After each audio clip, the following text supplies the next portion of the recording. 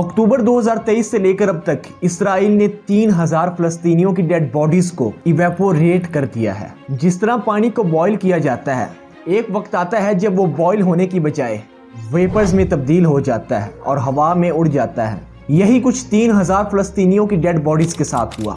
वो वेपन्स क्या थे और इसके पीछे क्या असल कहानी है, ये सब हम जानेंगे अपनी इस वीडियो में।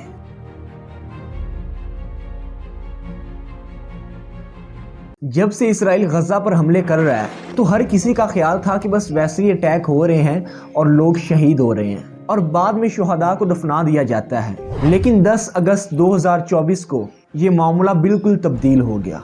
10 अगस्त 2024 को इसराइल ने अल तबीन स्कूल पर हमला किया, जहां पर कुछ बेघर फलस्तीनी पनाह लिए हुए थे और उन पनाह गुज़ीनों में एक लड़का साद था।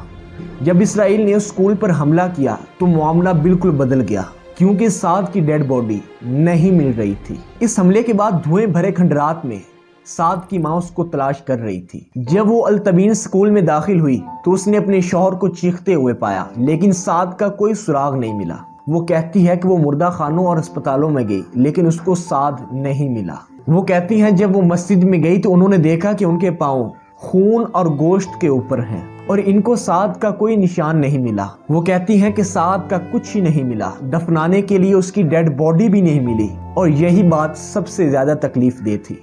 इससे एक चीज सामने आई कि साद की बॉडी बाकी कुछ लोगों की तरह इवेपोरेट हो गई है। और इससे ये बात खुलकर सामने आई कि इसराइल ऐसे वेपन्स यूज करता है जिससे बॉडीज इवेपोरेट हो जाती हैं, यानी उनके बुखारात बनकर हवा में उड़ जाते हैं। अब तक फलस्तीनी शुहदा की कुल तादाद 72,000 से ज्यादा है। जो इवेपोरेट हुए हैं उनकी तादाद 2842 है। और ये कोई अंदाजा नहीं, बल्कि ये गजा सिविल डिफेंस ने खुद रिकॉर्ड किया है। महमूद बासल अल जजीरा को बताते हैं कि टीमें मेथड ऑफ एलिमिनेशन यूज करती हैं, यानी जब किसी घर पर हमला होता है तो जो लोग अंदर थे, मौजूद थे, उनकी तादाद का तयन किया जाता है और जो डेड बॉडीज मिलती हैं जब उनको देखा जाता है तो पता चलता है कि अगर 5 लोग थे तो उनमें से 3 मिलते हैं और जो बाकी 2 थे उनकी डेड बॉडीज इवेपोरेट हो जाती हैं, यानी वेपर्स बनकर हवा में चले जाते हैं और उन लोगों के खून के धब्बे और कुछ हयातियाती टुकड़े मिलते हैं और इसके अलावा कुछ भी नहीं मिलता। तो आइए जानते हैं द मिस्ट्री ऑफ रेजर कि इनको कैसे मिटाया जाता है। एक रशियन मिलिट्री एक्सपर्ट वेस्ले फेटिगर्व वो बताते हैं कि जिन अटैक्स में बॉडीज इवेपोरेट होती हैं उनमें थर्मिक वेपन्स यूज होते हैं जो ना सिर्फ मारते हैं बल्कि मादे को भी मिटा देते हैं। ये आम बॉम्ब्स की तरह नहीं होते, बल्कि ये ईंधन का बड़ा बादल छोड़ते हैं अपने अटैक के बाद।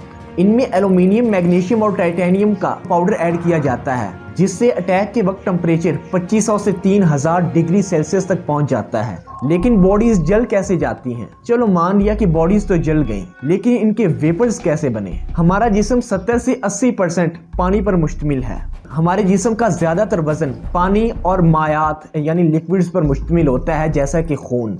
जो पानी है ना, वो आम हालात में 100 डिग्री सेल्सियस पर बॉईल होता है, लेकिन अगर यही टेम्परेचर सैकड़ों में नहीं बल्कि हजारों में हो जाए तो पानी उबलता नहीं बल्कि भाप में तब्दील हो जाता है और हवा में उड़ जाता है। और इसी तरह हमारा जिस्म भी 70 से 80% पानी पर मुश्तमिल है। तो जब इतना ज्यादा टेम्परेचर होता है 3000 डिग्री सेल्सियस तक, 3000 से 3500 डिग्री सेल्सियस तक, तो फिर जो बॉडी में वाटर और लिक्विड्स होते हैं वो बॉयल नहीं होते बल्कि इवेपोरेट हो जाते हैं, यानी बुखारात में तब्दील होकर हवा में उड़ जाते हैं।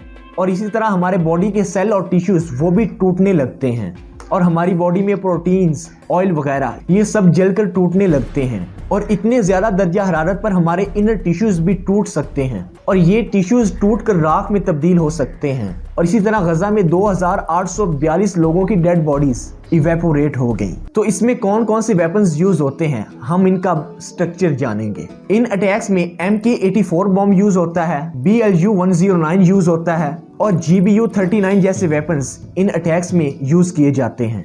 जो मार्क 84 बॉम्ब है इसमें ट्राइटोनल भरा होता है। ट्राइटोनल एक हाई एक्सप्लोसिव मिक्सचर है जो बड़े बॉम्ब्स में यूज होता है। इसमें 2 चीजें होती हैं, पहला ट्राइनाइट्रोटोलिन 80% और दूसरा एल्यूमिनियम 20% पाया जाता है। जब हमला होता है तो हरारत और आग की शिद्दत को बढ़ाने के लिए एल्यूमिनियम का यूज किया जाता है। एल्यूमिनियम जलकर इजाफी एनर्जी पैदा करता है, मतलब धमाके को ज्यादा से ज्यादा बढ़ाना ताकि नुकसान ज्यादा हो। BLU 109 को सितंबर 2024 में गजा के एक इलाके अल-मवासी में यूज किया गया, जिसके रिजल्ट्स आप देख सकते हैं। ये बॉम्ब जमीन में घुसकर थोड़ी देर के बाद फटता है और बाद में आग का बड़ा गोला इससे निकलता है।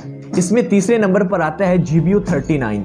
ये एक दुरुस्त निशाना लगाने वाला बॉम्ब है जो अल-तबीन स्कूल के अटैक में यूज हुआ।